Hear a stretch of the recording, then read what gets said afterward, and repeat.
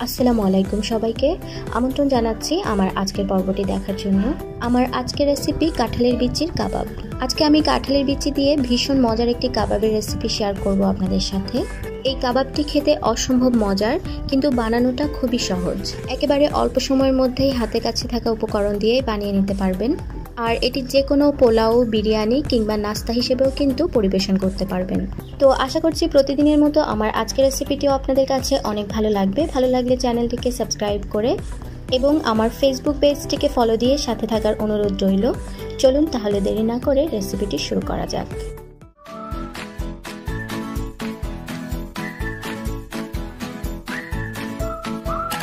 আজকের রেসিপির জন্য প্রথমে আমি এখানে কিছু কাঁঠালের বীজ নিয়েছি।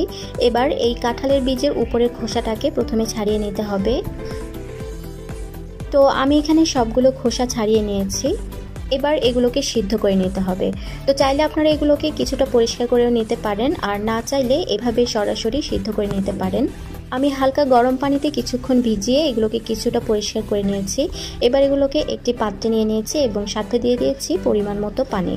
এবার কাঁঠালের বিচিগুলোকে ঢাকনা দিয়ে খুব ভালো মতো সিদ্ধ করে নিতে হবে, যাতে করে এগুলো একদম নরম হয়ে যায়। তো প্রায় 20 মিনিটের মতো মিডিয়াম আঁচে রেখে আমি কাঁঠালের বিচিগুলোকে সিদ্ধ করে নিয়েছি।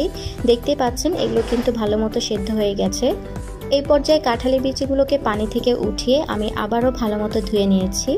এবার কাঁঠালের বিচিগুলোকে ম্যাশ করে নিতে হবে। তবে এই পর্যায়ে কিন্তু কোনোভাবেই ব্লেন্ডার ইউজ করবেন না। ব্লেন্ডারে যদি এটিকে ব্লেন্ড করতে চান তাহলে কিন্তু এখানে পানি ব্যবহার করতে হবে। আর পানি দিলে কিন্তু এগুলো অনেক বেশি নরম হয়ে যাবে, তখন কিন্তু আর কাবাবটা তৈরি করা যাবে না।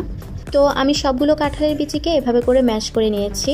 এগুলো কিন্তু একদম মিহি না করলেও সমস্যা হবে না, অর্থাৎ এরকম কিছুটা আস্ত থাকলে কিন্তু কাবাবটা খেতে আরও ভালো লাগবে।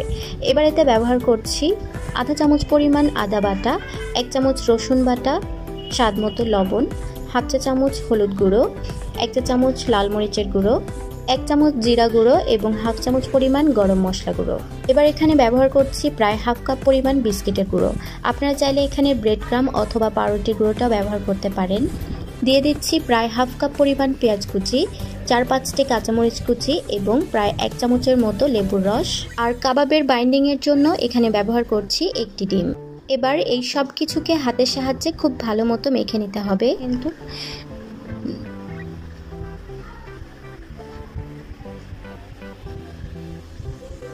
দেখুন এই মিশ্রণটা কিন্তু এরকম শুকনো হতে হবে, এতে করে খুব সহজেই কাবাবের শেপটা দেওয়া যাবে। তো কাবাবের শেপ দেওয়ার পূর্বে প্রথমে হাতে একটু তেল মেখে নিতে হবে, তারপর অল্প অল্প করে নিয়ে হাতের সাহায্যে এভাবে ঘুরিয়ে ঘুরিয়ে কাবাবের শেপটা দিয়ে দিতে হবে।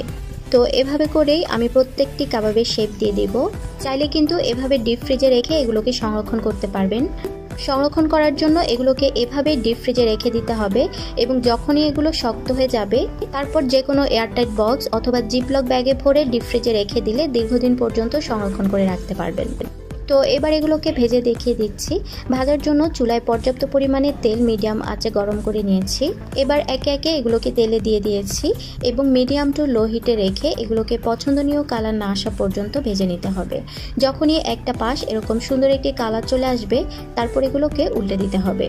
তো অপর পাশটিকেও এরকম সোনালী কালার করে ভেজে নিতে হবে। এগুলো ভাজতে প্রায় 5 থেকে 6 মিনিটের মতো সময় লাগতে পারে। তো আমি অপর পাশটিকেও সুন্দর একটি কালার না আসা পর্যন্ত ভেজে নিয়েছি। দেখতে পাচ্ছেন দুইটা পাশে কিন্তু খুব সুন্দর করে ভাজা হয়ে গিয়েছে। এ পর্যায়ে এগুলোকে আবারও একটু উল্টে দিয়েছি এবং চুলার আঁচকে মিডিয়ামে করে কিছুক্ষণ নেড়ে চেড়ে তারপর এগুলোকে তেল থেকে উঠিয়ে নিতে হবে। তো এভাবে করে আমি একে একে সবগুলো কাবাব ভেজে নিয়েছি। এই তো সেই সাথে তৈরি হয়ে গেল খুবই সহজ পদ্ধতিতে অসম্ভব মজার কাঁঠালের বিচির কাবাব। আশা করছি আপনারা স্ক্রিনে দেখেই বুঝতে পারছেন কাবাবটি কতটা পারফেক্টলি তৈরি হয়েছে এবং কতটা মজাদার হয়েছে। আসলেই কিন্তু কাবাবটি খেতে দারুণ হয়েছে। আপনারা একবার হলেও বাসায় ট্রাই করে দেখবেন। তো রেসিপি ভালো লাগলে চ্যানেলটিকে সাবস্ক্রাইব করে পাশে থাকা বেল আইকনটি প্রেস করে দিবেন এরকমই নিত্য নতুন সব রেসিপি পেতে। চাইলে আমার রেসিপিগুলো আপনার ফ্রেন্ডস অ্যান্ড ফ্যামিলির সাথেও শেয়ার করতে পারেন।